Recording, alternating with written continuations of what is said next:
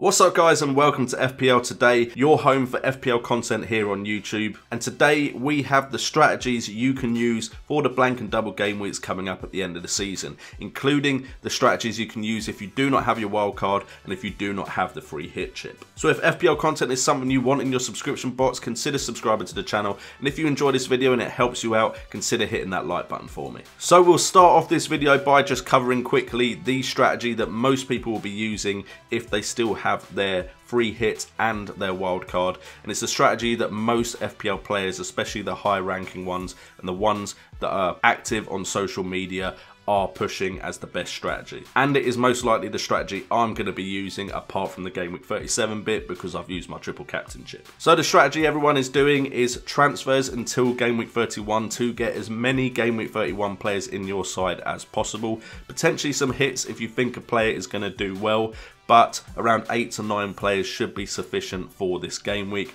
Then in game week 32 or 33, we play the wild card so that we have as many players playing in game week 34 and 37 who we think are going to perform well and have 2 fixtures in both of those game weeks. Now, of course, everything, even including game week 31, isn't nailed on just yet, but we can make predictions and try and strategize according to which teams we believe will carry on in the cup and which teams will then have blanks and double game weeks because of that.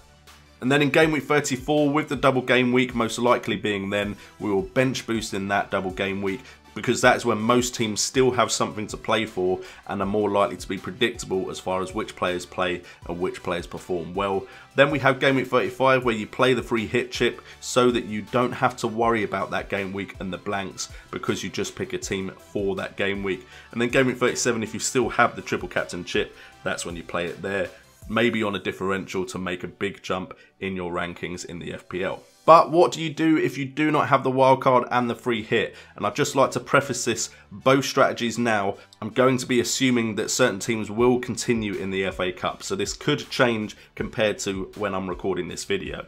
However, I'm going to try and suggest ahead of time what you can do to maximize your points. So I'm going to presume the big teams are most likely going to win in the FA Cup and continue, and then those fixtures are going to be blanks and cause double game weeks. Now, leading up to game week 31, I suggest you get in the players.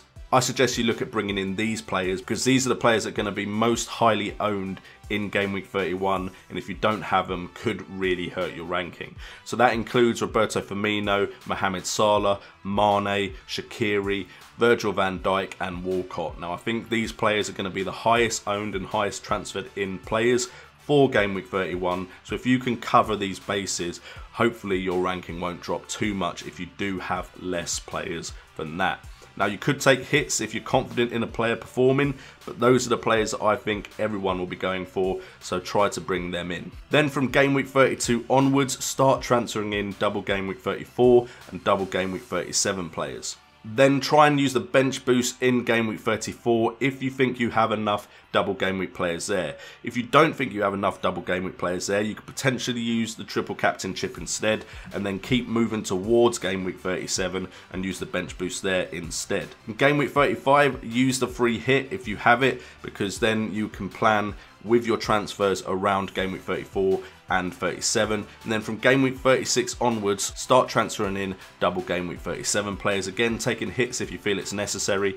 You could use the bench boost here if you have more double game week players by this point than you would have for game week 34, or use a triple captain if you've already used the bench boost in game week 34. Now, to give you an idea of what double game week 34 and double game week 37 could look like, and I have made some predictions here, I'm suggesting that these are likely going to be the teams with 2 games in double game week 34 and 37.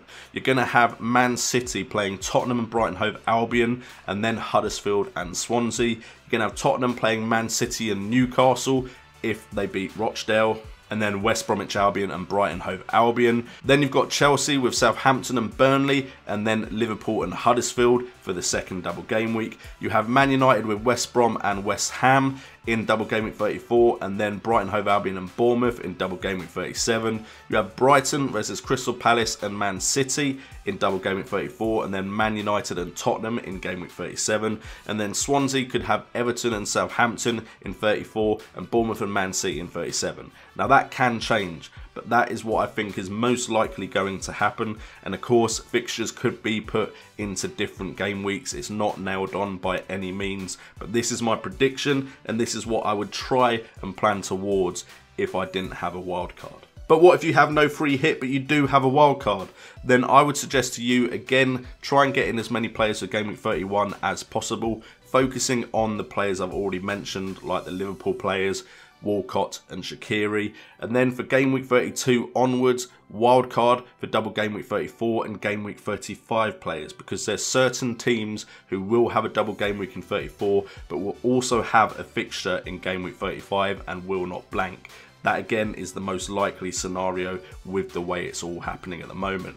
Then in Game Week 34 you can bench boost if you think you've got enough players in there, and then in Game Week 35 potentially you could take some hits if necessary, but if you brought in players with a Double Game Week in 34 and a fixture in 35, then hopefully you don't need to make too many hits and transfers.